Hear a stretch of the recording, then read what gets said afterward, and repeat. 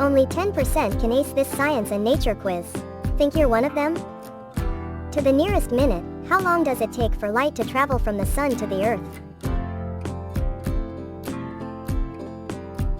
The answer is 8 minutes. What does CPR, the emergency procedure to assist someone who has suffered cardiac arrest, stand for?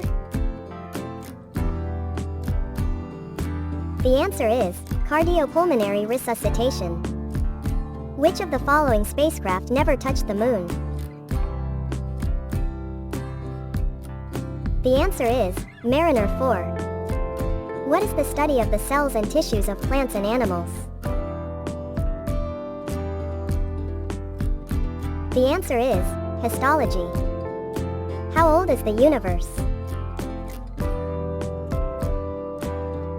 The answer is 13.8 billion years. How do you do? Comment your score below, like and subscribe for more quizzes.